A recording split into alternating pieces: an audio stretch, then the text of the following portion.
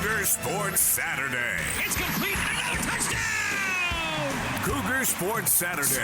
A presentation of KSL Sports. Left wing for three. He got it again!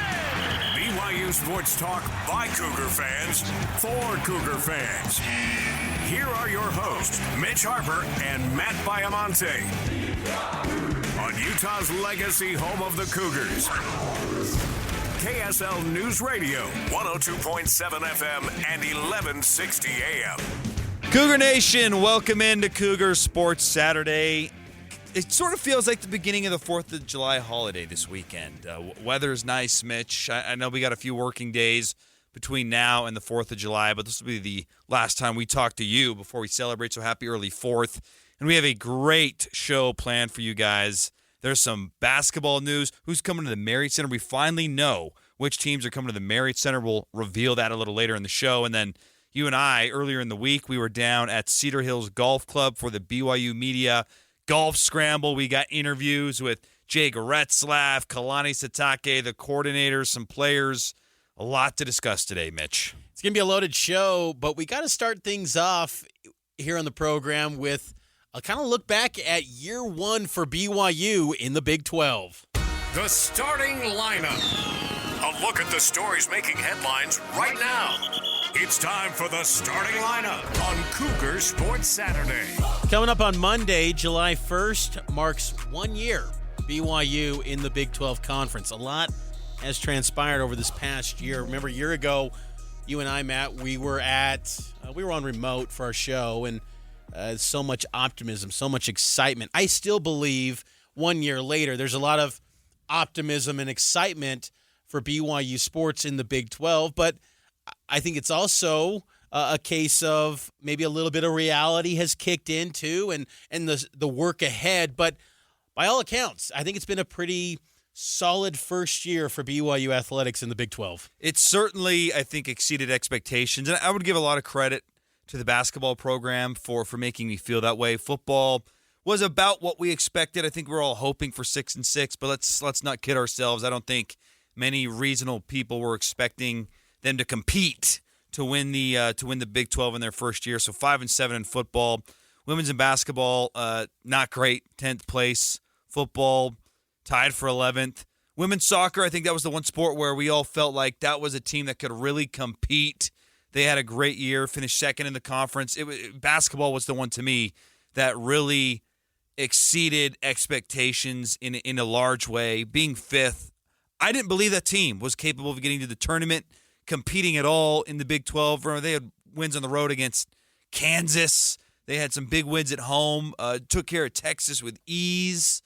So hoops, I think, is the real reason I feel like as a whole, an athletic whole, maybe a little bit better than our expectations. BYU finished 36th in the Learfield Directors' Cup, which is a point-based system to determine the top athletic departments in college athletics. BYU was one spot higher than their final year in the WCC, where they finished 37th.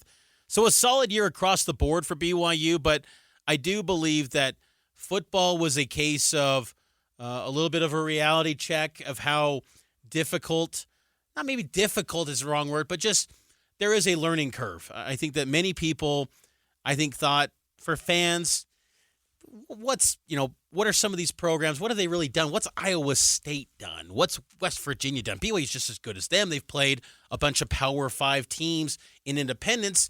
This should be nothing new. I think that there was a little bit increased intensity for those matchups and preparation from those teams, and BYU just wasn't as good as some of those years in independence in football. Basketball, you're right. I mean, it was a really good year for men's basketball. Women's basketball, kind of what I expected, near the bottom. Baseball's a mess. I think baseball is one of the sports that really needs an overhaul of what they're currently doing. They were last place in the Big 12 and don't seem to have any sort of direction going into year two. But I think that football and men's basketball, men's basketball, I think, gave you a lot of hope that, man, BYU not only could be good enough to contend in the Big 12 year after year, especially after getting Kevin Young now, but they might be a team that can be nationally relevant with how good the Big 12 is, being the best basketball league in America, and to compete in that league, I thought was pretty impressive. And really an impressive showing by BYU, and they've only followed it up to a higher level by getting Kevin Young and the staff that they pieced together. The Kevin Young hire is, in my opinion, head and shoulders the highest achievement in their first year in the Big 12. And there wasn't any super significant achievements on the field or on the court. They did not win a tournament game in hoops. They didn't go to the postseason in football. Women's soccer, women's volleyball, really nice years, but they didn't really make deep runs. Soccer got to the College Cup.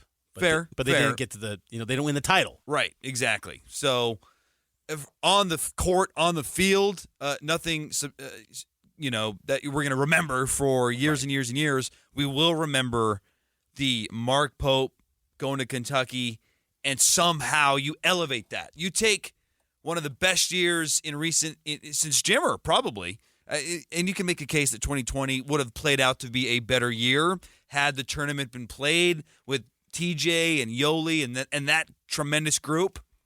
Jake Toolson, can't forget him. But this year was the best year in hoops since Jimmer Fredette, and yet somehow you're able to completely elevate because you look at what that hire has done. It is. We cannot emphasize this enough, Mitch, because we've all had this conversation. If you're listening at home, you're in the car, I know you've had this conversation because I've had it before. In fact, I remember the first time and the most passionate time I had this conversation. It was in 2016. 2016. I'm up at Rice-Eccles Stadium. Taysom Hill gets stuffed on the 2-point conversion, and I'm driving home, and I'm just lamenting the fact that we're behind in everything. When are we going to put the money in? When are we going to compete? I know you've had it, Mitch. Yep. Every BYU fan has had that conversation. If we just put forth the resources, if we were equal in resources, what could we do?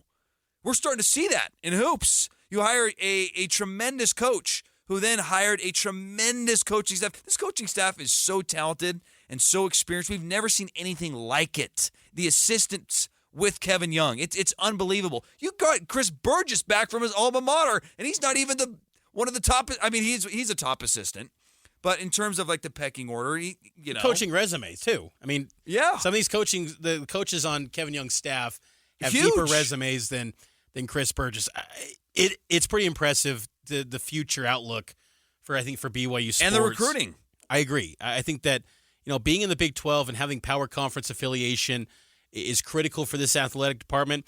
It is interesting when you look across the board and we talk about the team sports, not focusing on individual cross country and all that. But there's no conference championships. I'd have to go back and look, but I got to think there's not many years where BYU, when they were in the WAC, the Mountain West, WCC, where any of their team sports have 0 conference titles. That's different, and I think it highlights the level of competition being increased in the Big 12, but that's what BYU wanted. They've always wanted this stage, and I do think that being in the Big 12 made BYU realize that they've got to put up more money, and I think that basketball, we're seeing it. I think there's still more to be done in football. Oh, yeah. Football, I think, from a facility standpoint, I don't know if facilities are going to be as much of a talking point anymore in the revenue-sharing era. I think before it was like, hey, you got to get the greatest locker room. You got to remember a couple years ago, players were posting on Twitter the old locker room where it was those tan wooden locker room and just a TV hanging overhead. They updated that, obviously. But at the stadium? At the student-athlete building. Oh, yeah, because it's been completely overhauled. But there's not as much of a need there. But I think that, continuing to pump in more money back to the players and to then tell recruits, hey, there's only going to be about 68, 69 programs that are going to compete at the highest level and give you revenue sharing. That weeds out a lot of contenders to potentially poach recruits. And I think you could also open a lot of doors for BYU to get higher profile prospects than ever before in both football and men's basketball and some of the Olympic sports as well. But football's got to improve, and I think it's critical for BYU to continuing to pump in money, even if this year they go 5-7. And look, I think that I'm coming around to the thought that they could get to 6. I'm warming up to that idea. It's going to be very difficult though. But even if they go 5-7, throw more money at this thing because you are in a league where if you simply win this conference, you are playing in the playoff. And that is the dream of BYU sports throughout its existence. You think about all those years in football.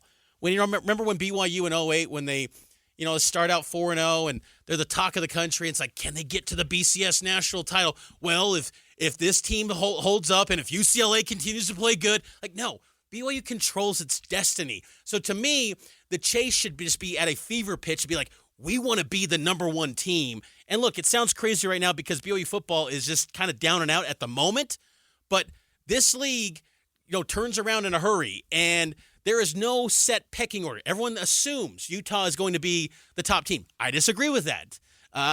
Kansas State is assumed to be this just solid, stable force with Chris Kleiman. Look, they could have down years too. This league, anything can happen, so it's like, keep throwing more money at it, and I think that football, like men's basketball, will have some big dividends payoff coming forward. Well, I like some of the headways in that department. You mentioned paying players.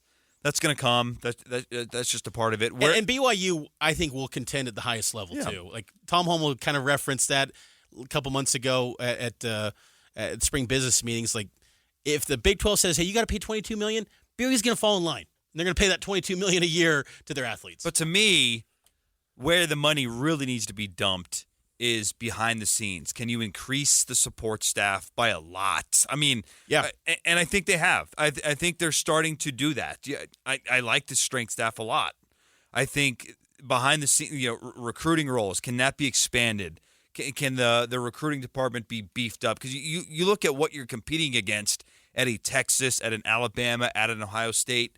These support staffs are huge. And look, you need to pay competitively at the assistant coaching pool as well. I don't actually even worry about like the Texases and Alabamas. Can you have a bigger recruiting staff than Utah? Yeah. Like, I think that's kind of the baseline because the recruiting programs in football in the Big 12, they're pretty much anywhere from 20 to 40 in that range. And BYU, if you can be knocking on the door of being a top 25 recruiting program, you are going to be in the mix to win Big 12 championships. Yep. You have to be there annually, though. You can't go, 50, 60, 70, and then 1 year 40. No, you have to consistently be a top 40 recruiting program. And I think you make a good point that recruiting staffs have to improve. And I think from the analyst side, too, they can now be hands-on as coaches, so there's even more incentive to say, let's get some proven commodities, not just guys that are, student intern guys. Like, no, proven coaches that if we can pay them decent, they can go hands-on and coach these guys.